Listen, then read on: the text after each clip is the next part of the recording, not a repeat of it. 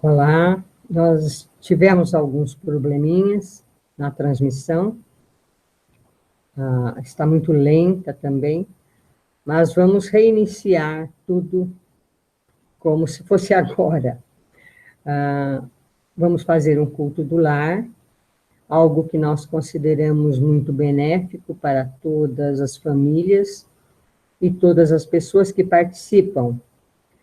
Não vou responder comentários nem as sugestões, a não ser depois, porque não dá para fazer isso agora, e podemos fazer outra live com debates ou outros assuntos, mesmo porque a gente tem outros assuntos em outros programas no YouTube. Está no Face e estamos no YouTube agora. Vocês podem compartilhar, comentar. Todo domingo nós vamos retornar esse culto. Qualquer pessoa pode participar, independente da sua religião. Estamos em 2 lugares, no YouTube, você se inscreve, clica no sininho. No Face, você vai no meu perfil, põe seguir e depois ver primeiro. Ok, vamos começar então com uma prece, algo que melhora a nossa condição espiritual, emocional e também o nosso equilíbrio. É um recurso maravilhoso em várias situações da nossa vida. Nos dirigimos a Deus, que é o Criador de todas as coisas no universo, e a Jesus, o nosso Mestre Maior, suplicando que os seus mensageiros, os nossos mentores, os nossos familiares encarnados e desencarnados, os nossos amigos, sintonizem conosco, a fim de que possamos doar alguma coisa nossa de bom, de tantas criaturas que sofrem nesse momento na Terra, esse início de milênio, de tantas transformações e de tanto sofrimento. Saudamos a todos os companheiros aqui no vídeo ou no plano espiritual, e desejamos que todos encontrem equilíbrio e sustentação no seu dia a dia. Dezembro, que é o Setembro Amarelo, pedir que as pessoas em desespero abandonem o corpo físico antes do momento certo da sua partida.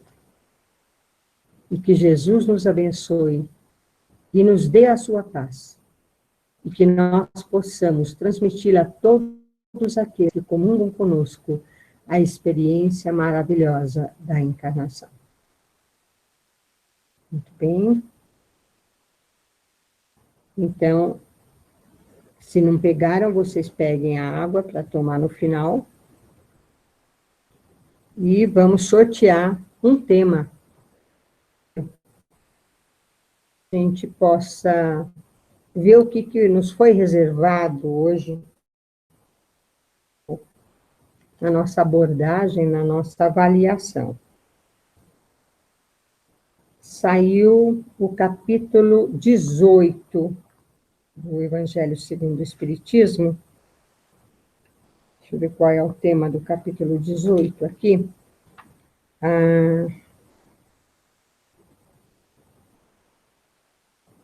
Muitos são os chamados e poucos os escolhidos. Então, tem muita coisa nesse capítulo, mas nós vamos ficar apenas com um trechinho, né? Eles falam do festim, das núpcias, do convite, da porta estreita pela qual se tem que passar, que nem todos aqueles que dizem Senhor, Senhor, vão entrar no reino dos céus, e aquele que muito recebeu, mas lhe será dado. E vem as instruções dos Espíritos, dar-se-á aquele que tem. E encerra com, reconhece-se o cristão pelas suas obras, o que é fantástico. Não são as palavras, não é o discurso, mas a ação das pessoas é que testemunha por eles, né? Vou ler só um trechinho da explicação da instrução dos espíritos, dar-se-á aquele que tem. Seus discípulos, se aproximando, lhe disseram: por que lhes falais por parábolas? E lhes respondendo, disse: é porque para vós outros foi dado conhecer os mistérios do reino dos céus, mas para eles não lhes foi dado. Ou seja, usava-se uma linguagem baseada em histórias, em ilações da época, para se explicar as coisas relacionadas aos problemas que as pessoas vivenciavam. Os 12 discípulos, e primeiro ele escolheu 70, enviou 70, mas depois 12 principais, tinham maior conhecimento. Como eu já disse, eram espíritos mais evoluídos, eram aqueles que estavam numa hierarquia de conhecimento, de moralidade, de ética, de espiritualidade mesmo, muito maior que o resto da civilização, da população da época. Inclusive, Jesus comentava que aquela geração a qual ele pertencia era uma geração maia adúltera. E uma vez, inclusive, ele reclamou: geração maia adúltera e perversa, até quando suportar-vos? Não era uma reclamação inócua e sem razão de ser, porque depois ele dizia que aquela geração seria julgada no futuro pela geração de Nínive e seria condenada.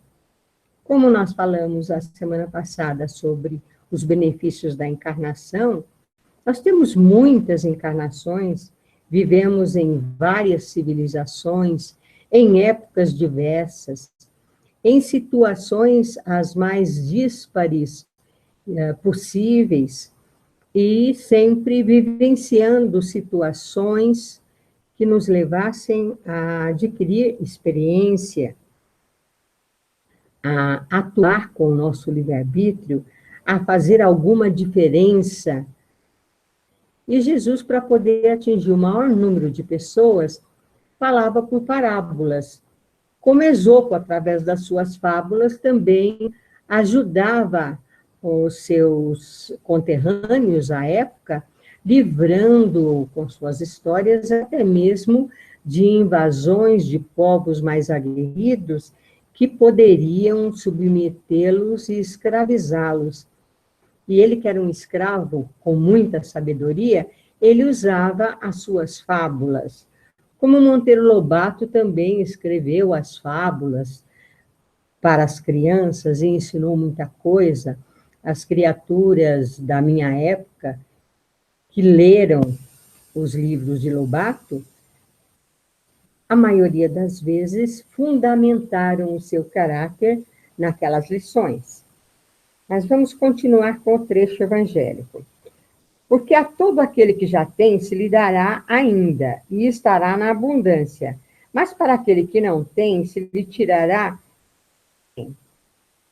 Olha, é uma afirmação que parece contraditória. Como é que Jesus, falando de um Deus misericordioso, bondoso e justo, ele que também era de uma bondade extrema, falava que aquele que tivesse algo, mais lhe seria dado, no sentido da abundância, no sentido da riqueza, no sentido da fartura, no sentido do bem-estar. Ele estava falando dos bens materiais e dizia que aquele que não tinha, até o pouco que ele tivesse, lhe seria tirado. Vou continuar com o trecho para ver como que ele explica essa afirmação que parece tão contraditória e tão injusta, não é?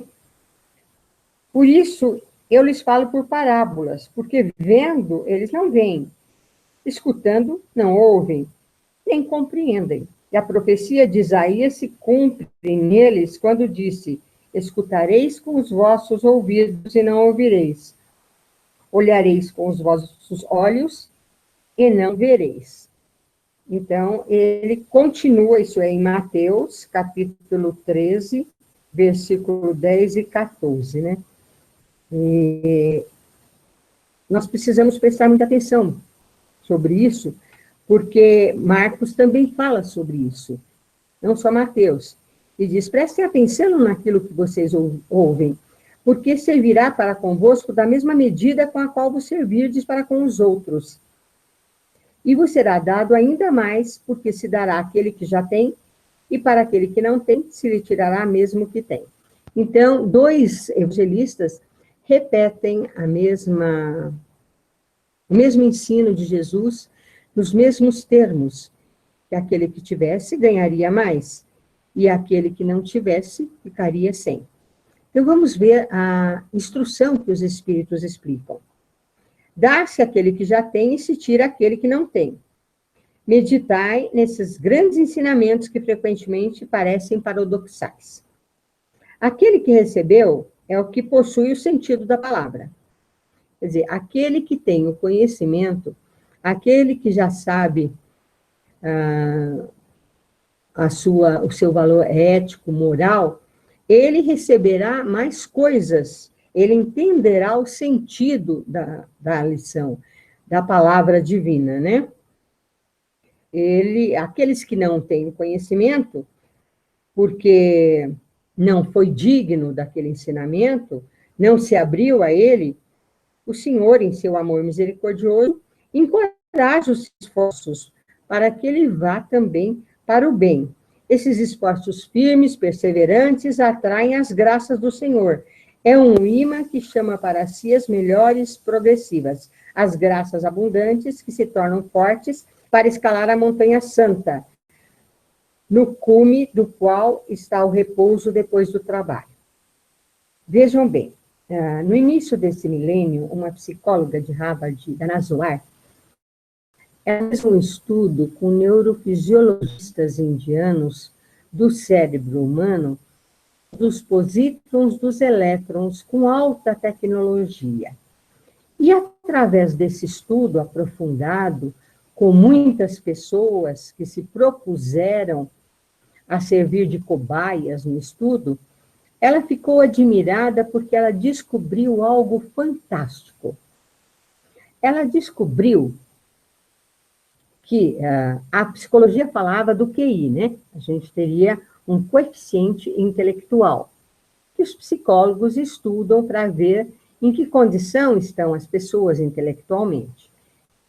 Em 1990, foi o boom do coeficiente emocional, em que se dizia que as pessoas que eram mais felizes, mais realizadas em tudo que faziam, eles tinham, de alguma forma, uma visão do outro, eles tinham uma certa empatia com as outras pessoas. Eles procuravam compreender e entender as pessoas na posição em que estavam. Isto, então, demonstrou que aquelas pessoas que tinham um coeficiente emocional, ou seja, uma abertura para o entendimento e o amparo a terceiros, elas eram mais realizadas. Todo mundo queria que os filhos e queriam que eles mesmos tivessem alto coeficiente emocional. O que a Dana Zohar descobriu? Algo, nessa passagem, algo fantástico. Ela descobriu um outro coeficiente que estava acima do coeficiente intelectual e do coeficiente emocional. Ela descobriu aquilo que ela denominou de QS, coeficiente espiritual. E avaliando o cérebro, ela percebeu que algumas pessoas que eram muito realizadas, que quando se perguntava no questionário a elas o que elas queriam, e é engraçado porque a maioria das pessoas querendo demonstrar que são espiritualizadas, muitas vezes, quando se pergunta o que você quer, elas dizem, quero a paz, né? Ou a paz mundial, elas demonstram uma preocupação com a civilização toda. E essas pessoas, elas respondiam, eu não quero nada, eu tenho tudo. Eu tive pais maravilhosos, alguns até tinham os pais ainda vivos. Tenho irmãos que eu adoro. Gosto muito de todas as pessoas da minha família. Me dou bem com os tios, me dou bem com os primos, me dou bem com os irmãos, me dou bem com a minha esposa ou com meu esposo. Aliás, eu me casei com uma pessoa que está muito acima do meu ideal, daquilo que eu desejava para mim. Portanto, no casamento, eu estou muito mais realizado do que jamais sonhei. Tenho filhos maravilhosos. Trabalho naquilo que gosto e sei fazer. Tenho condição de crescer cada vez mais neste tipo de trabalho que eu executo. Sobra-me tempo para me dedicar aos meus hobbies. Tenho tempo, inclusive, para me dedicar à filantropia. Nada. Eu tenho tudo. O cérebro dessas pessoas avaliadas, que não estavam simplesmente se vangloriando, elas estavam falando realmente aquilo que elas sentiam. É como se elas dissessem, eu tenho tudo, e em todas as áreas. Na área financeira, na área da saúde, na área do relacionamento, na área emocional, na área profissional, em tudo. Essas pessoas, o cérebro avaliado, tinham um ponto Deus, que ela chamou, ou um ponto luz. Luzes se acendiam na região temporal do cérebro, bem próximo a essa última conquista do cérebro humano, que é a região frontal, as inteligências superiores do universo. São as últimas conquistas do nosso cérebro. Nós usamos 10% apenas a capacidade cerebral. Imagina o dia que a gente consiga utilizar toda a capacidade que o nosso cérebro tem. Então, elas tinham uma luz que se acendia na região temporal de ambos os lados do cérebro, que Daná Zohar deu o nome de ponto Deus ou ponto luz.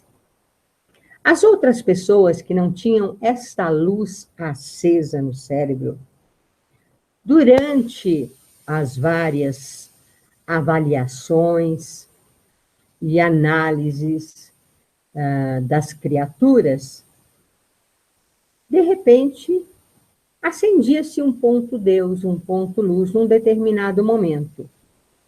E então os pesquisadores começaram a avaliar quando é que essas pessoas que não tinham o ponto Deus e o ponto luz conseguiam que essa luz se acendesse. E concluíram que a luz se acendia quando eles estavam fazendo meditação. Que a luz se acendia quando eles estavam fazendo exercícios de yoga. Que a luz se acendia quando eles ouvindo uma boa música, lendo um bom livro, ou pensamento voltado para fazer algum benefício a alguma instituição ou alguma pessoa.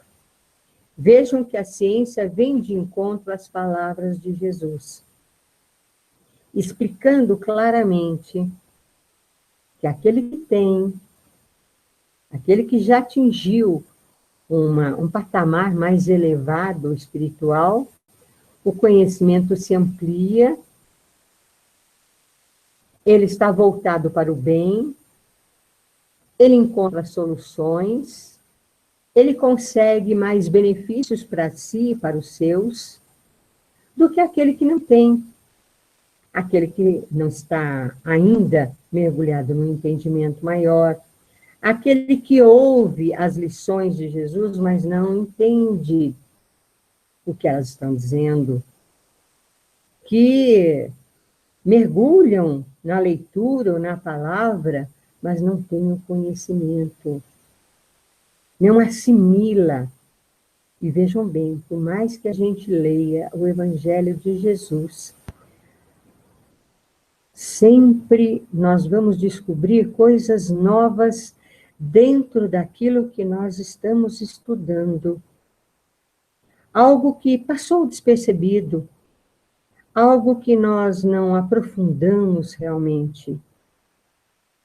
E aí, vendo a dinâmica das encarnações, porque nós somos de ontem e os nossos dias se perdem através dos milênios, vendo os exemplos que as civilizações nos dão, estudando com Kardec, à luz da razão, as lições de Jesus, inclusive na parte que ele faz prognósticos futuros fantásticos, mergulhando nos livros de Chico Xavier, que mostram coisas das civilizações, e outros médiuns, eu mesmo já mergulhei em várias civilizações, tendo uma visão totalmente diferente daquilo que a história oficial nos ensina, vendo as coisas numa dinâmica muito mais ampla da nossa evolução.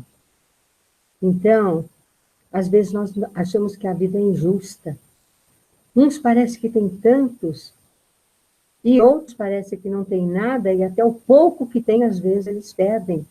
E a sensação que fica a gente é de uma injustiça enorme, como se Deus não fosse um pai de amores e como se a justiça realmente não estivesse ao nosso alcance, né? E, novamente, os espíritos tornam a repetir, tira-se aquele que nada tem ou que tem pouco. Tomar isso como uma posição figurada. Deus não retira das suas criaturas o bem que se dignou fazer-lhes. Homens cegos e surdos, abri a vossa inteligência e os vossos corações. Vede pelo vosso espírito, ouvi pela vossa alma, e não interpreteis de maneira tão grosseira, tão injusta, as palavras daquele que se fez resplandecer aos vossos olhos a justiça do Senhor. Não é Deus que retira daquele que havia recebido pouco. É o próprio Espírito, ele mesmo, que pródigo ou negligente, não sabe conservar o que tem e aumentar na fecundidade o óvulo que lhe caiu no coração. Então, veja, é semelhante também à parábola dos talentos. Aquele que tinha 10 talentos e aplicou, ganhou outros 10, o outro que tinha 5 e também aplicou, ganhou outros 5. Mas aquele que tinha um talento só e ficou com medo, porque isso lhe fora emprestado pelo Senhor, e ele então enterrou, escondeu, não aplicou, não usou, não fez nenhum uso daquilo que até nem lhe pertencia, porque tudo nos é emprestado, até mesmo a vida, nós não temos nada nesse mundo, na verdade, ele perdeu o único talento que foi dado àquele que aplicou e tinha 10. Então, veja, é uma coisa muito importante a meditação a respeito das lições evangélicas. Elas são muito mais profundas do que a nosso raso raciocínio possa avaliar. Há coisas muito profundas e que o nosso entendimento, apesar das muitas encarnações, ainda, na maioria das vezes, não consegue entender. Usemos os nossos talentos, usemos o pouco que nós temos, porque todos nós, o nosso dom maior é a própria vida. Sem essa vida, no mundo terreno, é muito difícil atuar. Ainda que nós saibamos que existem muitas entidades desencarnadas que atuam de uma forma até muito ostensiva, ajudando, amparando, ou até mesmo prejudicando aqueles que estão no corpo de carne, influenciando grupos, pessoas, coletividades inteiras. Existem técnicas terríveis de manipulação, existem técnicas de quase hipnose coletiva, levando muitos a se deixar levar pelo canto de sereia dos conceitos errôneos. E ninguém está livre de cair num engodo pessoal ou coletivo, de vez que estamos todos ainda num sistema de atingirmos um progresso evolutivo. Nós ainda somos espíritos muito imperfeitos, em que as qualidades não suplantam as nossas imperfeições. E por isso necessitamos de muitas encarnações para irmos aprendendo aos poucos na área intelectual, na área emocional, na área espiritual, na área afetiva, em todas as áreas do nosso conhecimento.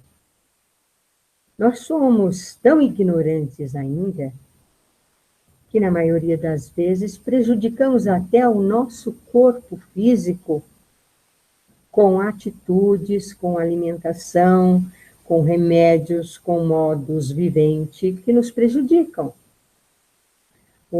Havia um estudo dos ciclos por segundo dos cérebros humanos, feito por Jorge Andréa, um grande amigo que partiu com mais de 100 anos.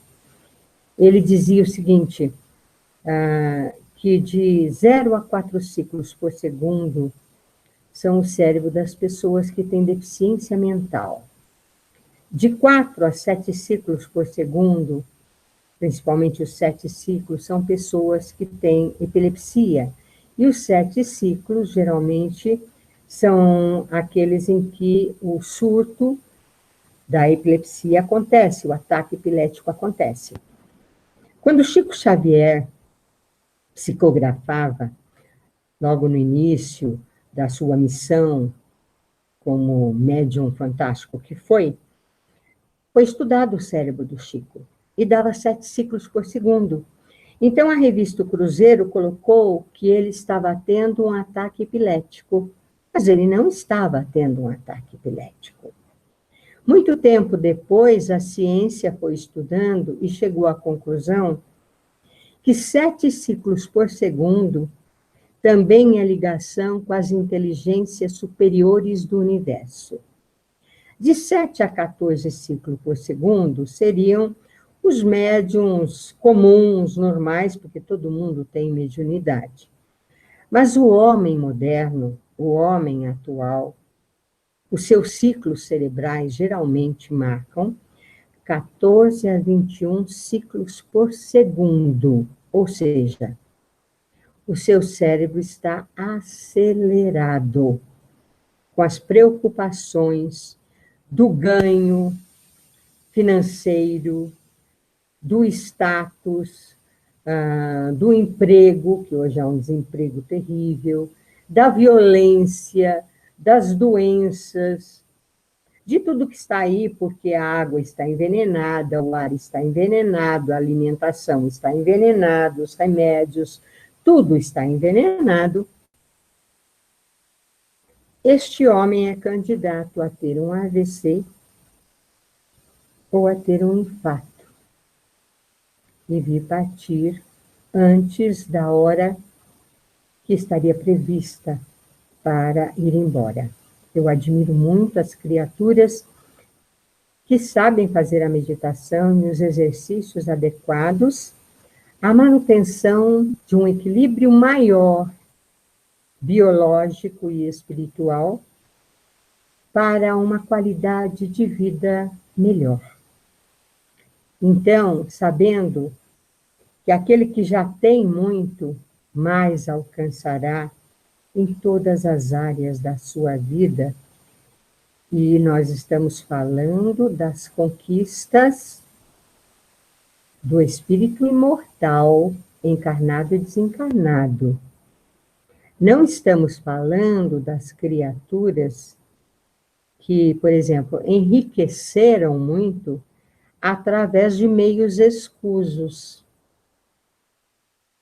Nós até lamentamos a invigilância dessas pessoas pelo alto preço que pagarão. Porque mesmo nesse trecho, Jesus diz com muita clareza: a cada um será dado segundo as suas obras. Não serão julgados pelos seus títulos, não serão julgados pelas conquistas terrenas alcançadas, pelos bens materiais auferidos, por nada daquilo que eles podem até considerar conquista, um benefício, uma glória, mas serão pesados exatamente pelas suas obras. E isso em várias civilizações já se falava. Tinha até o deus Anubis no Egito Antigo pesando o coração da pessoa para fazer o julgamento dela. Porque sempre achamos que no coração é que estão os sentimentos, no coração é que está a sede das emoções.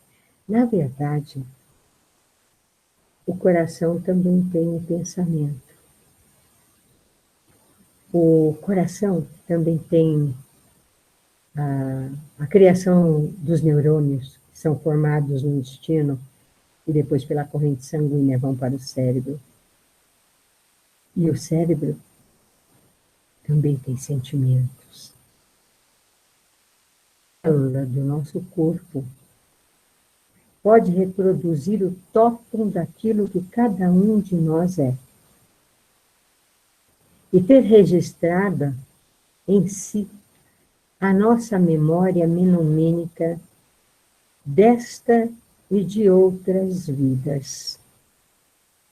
Está progredindo e a cada passo ela só faz comprovar as lições imortais trazidas pelos grandes luminares que vieram nos ensinar suas lições.